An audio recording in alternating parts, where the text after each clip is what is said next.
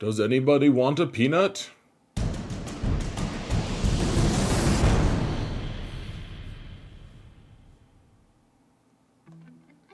Hello everyone, and welcome to another episode of Xaereth Prevails.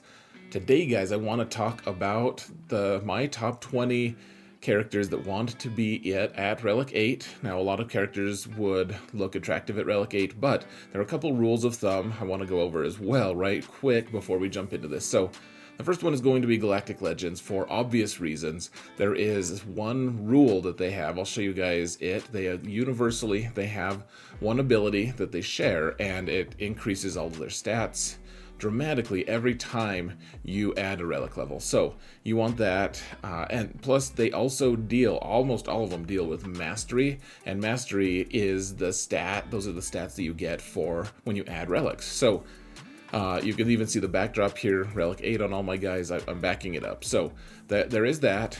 The other rule of thumb, though, guys, the ones for the regs, as Bad Batch would say, for the characters who don't really, they're not exactly Galactic Legends.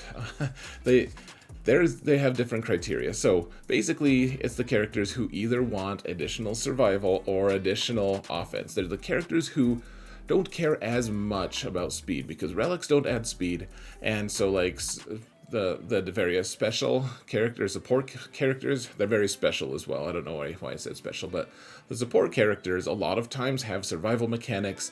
They'll be fine at Relic 5, at Relic 3, wherever you're at. That's fine. The reason you want Relic 8, because it inflates your matchup GP and your GP by such a huge margin. The only reason you want Relic 8 is because they make such an enormous impact damage-wise. That's why you want them. It's not because you need extra potency or speed or whatever. Don't look at relics for any of that.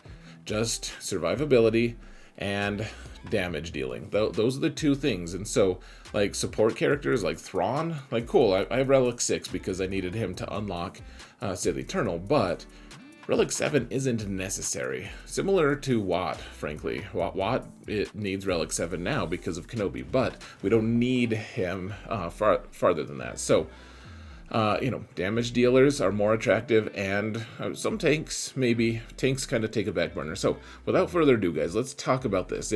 For Galactic Legends, I don't know that I have a specific order for them. I really like Jedi Master Luke here because his ice cream sandwich, it also bestows a lot of cool stuff. Now, it's a lot harder to see what the mastery stats are here, but the big thing for him is crit avoid. Now, he gets plus 27%. That may seem good, but when you add the fact that you get double mastery, one of his abilities gives him double the mastery for his relics. He's at 54 base crit avoid, and then on top of all of that, oh, of course I had to exit it, didn't I? Let's see. Let's get back to it, folks. So on top of all of that, though, folks, he also, if you put the crit avoid arrow on him, you put plus 35, you get a pretty fast one on him.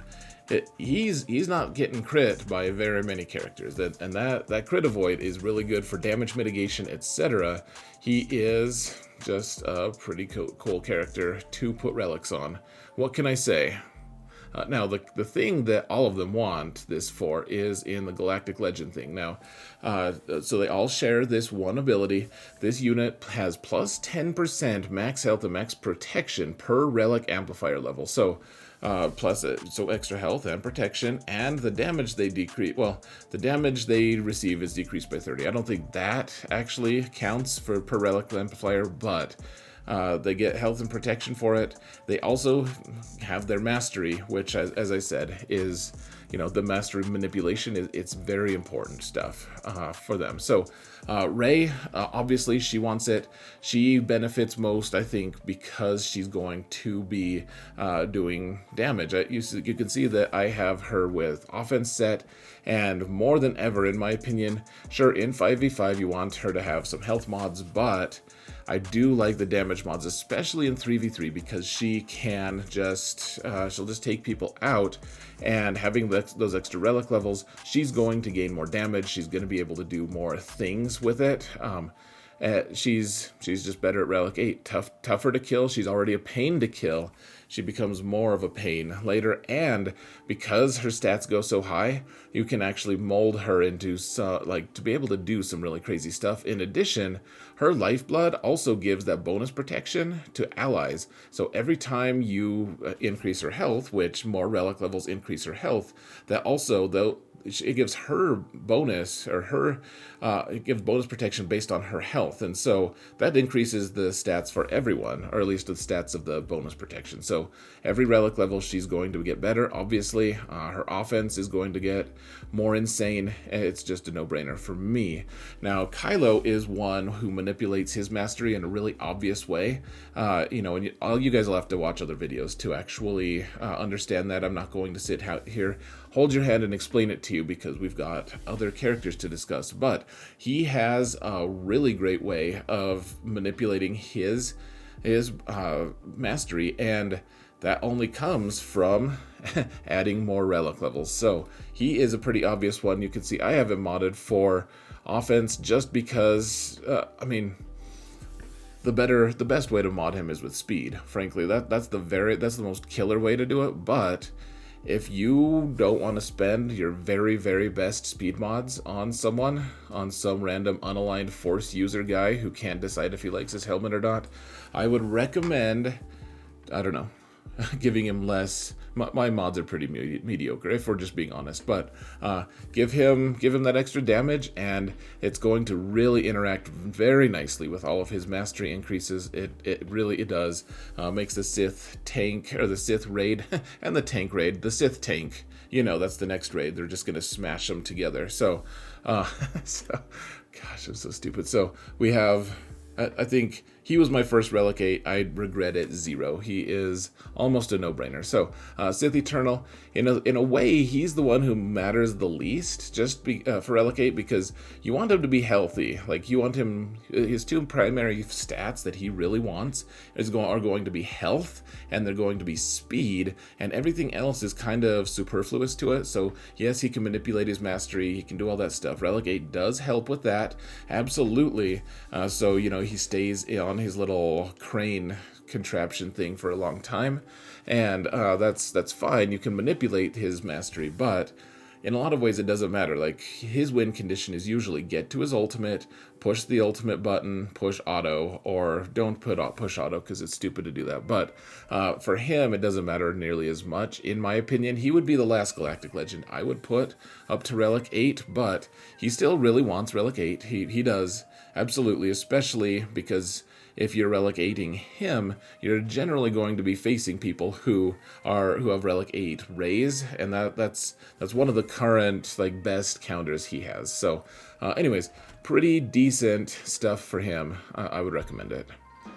Finally, Kenobi, he is going to be a guy. Not only is he going to want his he wants his stats, his relic to be 8.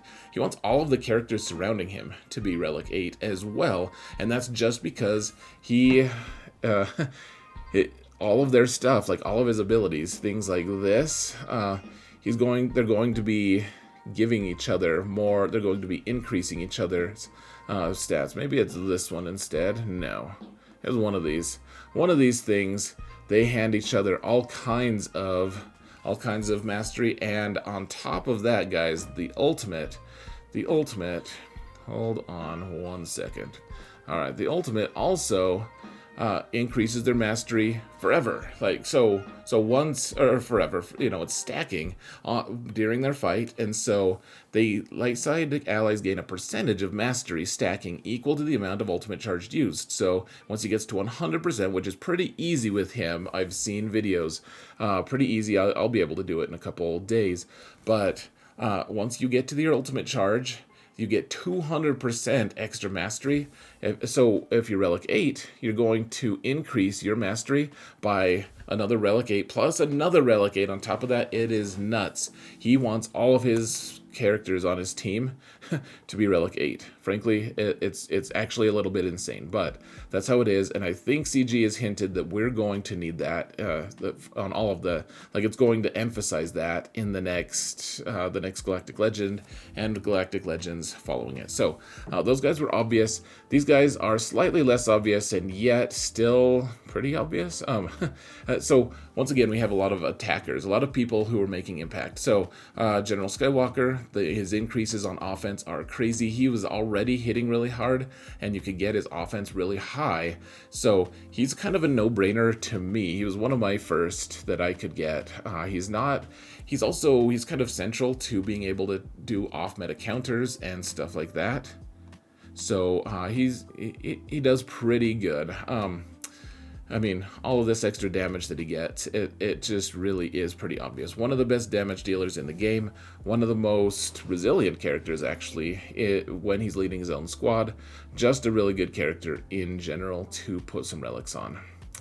Darth Vader, I just finally got this one on him, so I waited a little bit longer than, I think that he was like my 11th or something like that. But here's the truth, guys. So I used to mod him with speed. Like, you could kind of do bargain basement Vader and have him be pretty effective against Rey. But once you start running into Relic 8 Reys, once you start running into a lot of crazy stuff, you need more offense. You need more stuff. And just the Relic itself, once you put offense sets on him and everything, you put him up to Relic 8. And from Relic 7, once you put on offense sets and you put on that Relic 8, it gets you up about 1,800 extra damage on top of everything. And so, like, mine, I'm not saying mine is like this crazy specimen of damage, but I mean, you know, crazy specimen of damage. Has anyone ever asked for that? They were like, hey, could someone show me a crazy specimen of damage? What does that even mean? But he doesn't do a crazy amount of damage. Mine isn't modded to have a crazy amount. This is still pretty good, though. And Relic 8 is going to help you get those stats that you need as fast as you can. Crit chance. The other thing for him, you get Relic 8, you get additional crit chance, which is another stat that he really wants. He's one of the most stat-hungry characters in the game, and we need to get him those stats. The good thing is, so potency you have to mod for. You have to find on mods only, because you can't find it on in relics. But the two other ones that he really cares about is damage and crit chance. You can get both of those on relics. So if you don't have amazing crazy mods, I mean, Relic 8, that's your answer. Plus, his ship is pretty fantastic, in fact. So, best of both worlds probably two worlds. So, how did you make it on here, Ray? Oh, we're just kind of not. Okay, never mind. So I thought that these arrows went for the squad list. That's lame. So next up is Jedi Knight Luke. He is, I think he was my second one because he counters so many different Galactic Legends. If you want to be able to counter Galactic Legends without using your own, which in 5v5, in my opinion, is imperative, you need to have Galactic or Jedi Knight Luke ready to go. And at Relic 8, he can go one-on-one with Supreme Leader Kylo, and it's about 50-50-ish to be able to win against Relic 8 Supreme Leader Kylo. He couldn't do that at 7. He gets some vital stats in that Relic 8. He benefits more from that than almost anyone else, in my opinion. Once again, we're taking characters who are impact characters. They do a ton of damage already, and those relics just escalate that. They just make him way stronger. So, however you're modding him, he's going to be hitting like a truck. Now with Relic 8, he's going to be hitting like 2 trucks, like 1.5 trucks. Like, how hard can you say a truck really hits? I'm not sure. But, let's see. So, we do have Grandmaster Yoda on the list. Let's talk about him for a minute, because we just got to him. He's a requirement for Kenobi. So to unlock the new General or Master Kenobi, whatever, he's a generally masterful Kenobi. He's the good one. No, all of them are the good ones. They're all very good. But Grandmaster Yoda is a requirement. He's not necessarily like Relic 5 is probably enough for him a lot of times, but really, actually, now that we have Kenobi, he's going to be on a lot of Kenobi squads, especially if you have Ki-Adi-Mundi. The way he interacts with Ki-Adi-Mundi's unique, because he's a Jedi, he's a Galactic Republic Jedi, and more important, he's support. You're going to be modding him way differently than I have him here. You want speed on him, lots and lots of speed, and you want lots of health. Max out your health, because he is going to be hitting, like, so hard, so crazy. And you can make him really fast. Like, he can be over 400 speed pretty easily just because Ki-Adi-Mundi's giving him 30 extra speed. Kenobi's giving him an extra 30 speed. And so that's an extra 60. You can get him to 340 without too much trouble. Like, that's still pretty quick. But then just put all health secondaries and you're good. You're going to be hitting for like, lots. That was pretty descriptive, right? Okay, Commander Luke is not actually on this list, so I need to quit hitting those arrows. Finally, on this second list, guys, second tier, General Kenobi rounds it out. He is the guy who makes a ship faster. That's about it. He's also a Kenobi requirement. So, I mean, you want him because he's going to be on the Kenobi team anyways, or at least the best version of it. So Relic 8, no-brainer. Mod him for health and maybe some defense. Lots of health, though. Maximize that health on him. So those were the first 10. Let's go to 11 to 15, and it starts to get a little more speculative. So we have General Grievous here. General Grievous, and a lot of these guys, you'll see that I don't even have them yet because I only have 11. This is my list, though. This is basically the list that I'm going for. So Grievous, not only does it increase his health, so you can do stuff like, okay, so maybe he doesn't have damage, but you want more potency on him, so you can put a potency cross, and you don't miss that extra damage nearly as much. It doesn't feel like you missed any damage, but now he's landing his target locks more often, or you can put a speed arrow on him if you really want him to be fast and you don't notice it. So bolsters those stats. It also bolsters the vulture droids that he summons on his ship. It makes his ship a little bit better. The damage that he does with his AoE is nice. Like, sometimes you do the AoE and it doesn't quite kill the Edda that you're trying to target through all those different taunts. Like, it can really do a lot of good. I don't think he coughs any louder at Relic 8, but we'll see. I don't have him Relic 8, so I can't verify that. Dark Trooper, he almost went in that first group for me, guys. He hits so hard. You want him to just hit really hard. You don't need to have speed on him, because if he's with the troopers, they'll give him all sorts of speed and turn meter. He just wants to punch really hard. So I think that mine is a little bit lower on offense than a lot of people say. You want him to be, I want him to be 1100 or 11,000. A lot of people are saying 11,500. I have noticed zero difference from all the videos that I've seen. Because he just punches through, he just punches through everything except for apparently Beskar. It takes so many hits in the Mandalorian show, at least, to even like start doing anything to Beskar. So I don't know what the deal is with that. He kills characters who are wearing it just fine, though. He is a hugely impactful character.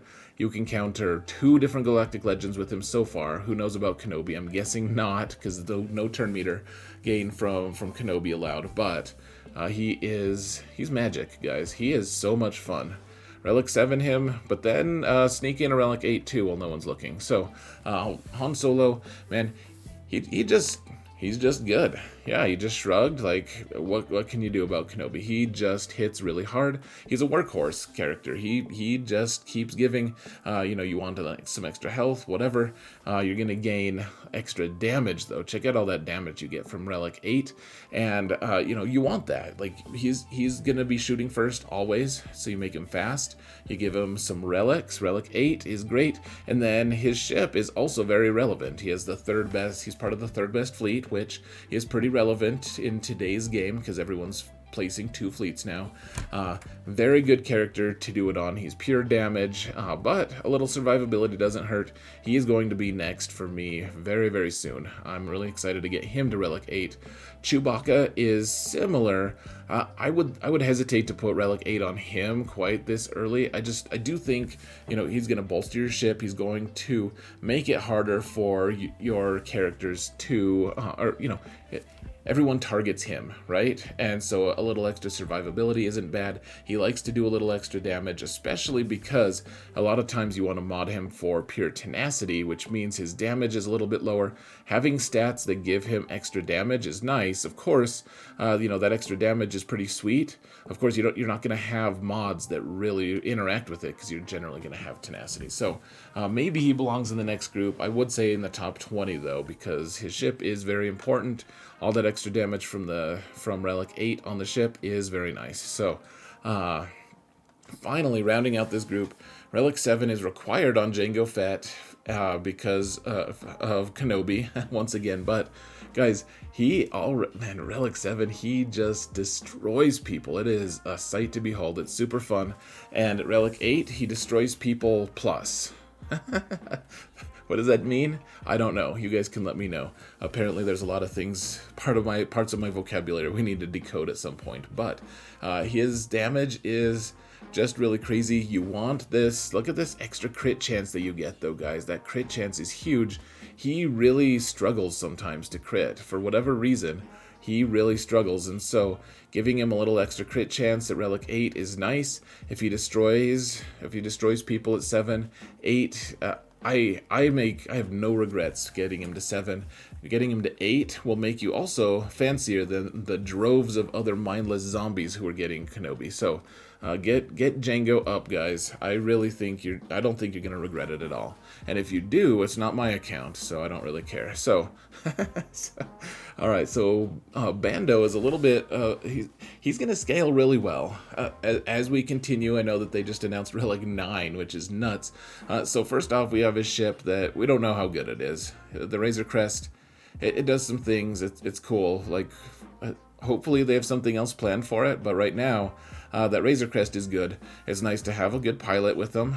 Generally, you're going to want to have really good damage mods on him anyways with 6E, because you need to max out every single ounce of damage with him. It's going to be very important. And so you're gonna have 6E anyways on him. That makes his ship even better. That's a good thing. And then additionally, with those whistling birds, once you get up to 20, like that's the reason it scales so well, because as he continues to gain relic levels, all those little points of damage from the whistling birds are going to increase by a pretty fair margin. So all that different damage from him. This is a speculative one. He's not quite as important in his squad or in his place in the game right now as we might hope. Otherwise, like right now, he's just not super important. But he will be. He's going to scale well in this game, and he's very underrated. He does a lot more damage than most people give him credit for. Now, Ki-Adi-Mundi is a little bit, he's niche because not everyone has him at Relic at 7 stars. Once you get him to 7 stars and you have Kenobi, then get him to Relic 8. He is next on my list for sure. I got Vader up just because I needed him to be able to start doing certain things for me, like killing Darth Vader or Darth Revan in 3v3 without using Watt or anything like that. So, anyways, Vader was a necessity. Ki-Adi-Mundi, he's also going to be a necessity if you're going to use him with Kenobi, which we don't know exactly what his interaction is going to be after, what Cat is coming and everything, but pretty good character anyways. I would recommend him. Once you get Kenobi up to Relic 8, he's definitely going to want to get there. So, Jedi Knight Anakin, I hesitate in a big way to say this. He makes his ship faster. That is the only reason you want Relic 8. It does make your fleet marginally better, and because it's the best fleet currently, that's the only reason you really want it. Otherwise, like in squads, yes, he does more damage. No, I don't notice it much at all. Ahsoka, yes, her ship is actually nice to have fast as well with your Kenobi fleet, but in addition, she is a lot of times going to go with that Kenobi squad, and that's another important aspect to it. It's like she's going to be doing more stuff on that squad, and you want her to be able to do more damage and increase her mastery more. So Relic 8 it is for snips, and that makes that Padme squad more potent. Not that they adds more potency, mind you, but it does make them more potent somehow. Now, Boba Fett is one that, man, I keep stealing mods from him. For some reason, he's like the guy I steal mods from. even though it's kind of mean. He should be higher Relic than this. Relic 5 I've never regretted. I got him to Relic 5 way before any of my other bounty hunters were even close to that, just because of his crazy amount of damage he can do with Execute. Because of his damage modifier, he can do some crazy stuff with it. I mean, I could put Geospy in here as well, and Geospy is also hard to argue with, frankly, and Geobrute Alpha. Those are both good characters, but they're kind of in the periphery in my opinion. I don't like Geos as much, so we're gonna give it to Boba. Boba is a huge part of being able to counter, like, there's General Skywalker counters with bounty hunters, and a lot of them revolve around having, I think it's Boba that can kill him. Off the top of my head now, gosh, I can't remember, but one way or another, I do think it is him. He also takes out, he uses, if you're using him to take out like a Darth Revan squad, he can do a huge amount of damage. The Execute special ability, it's because for all the buffs and debuffs on a character, it deals more damage for each effect dispelled, and so 30% damage. So once you get him to Relic 8, like, this is just the increase for from 5 to 6. But this is not negligible. I mean, an extra 500 damage, and then it'll be another 500 damage, and then it'll be another what? I don't know. So I don't know. I'm not gonna math it, guys. So he's gonna do way more damage, and then on top of that, all of the different modifiers because of the Execute. Like Relic 8 on him is just really insane. He can one-shot various characters like the Darth Revan teams who have 5 stacks or 5 to 10 stacks of debuffs, and Boba's just like, okay, I will execute you very well. You know, he says it in a cooler accent than me, though. Frankly, I'm like if an accountant said they were going to execute someone. Very well. I shall execute you. So, that being said, guys, that's the top 20. Hope you guys enjoyed it. Hope you guys find it helpful. I mean, who knows what's going to happen in the next few months. Maybe we'll get a new character that requires Relic 20, or Relic 7, Relic 8. We might get another character who requires Relic 7 as well. You never know, guys. But that being said, let me know in the comments below what you think. Like, what characters did I miss? What characters do you think should go in at Relic 8 that you think is super cool? Like old Daka, I know I missed her. She could have been really cool. Lots of different characters. But that being said, folks, please remember to leave a like or hit the sub button if you haven't already. Really helps the channel. It's a free way for you to support. And that being said, guys, thank you all so much for watching. And remember that in all things, Xaereth prevails.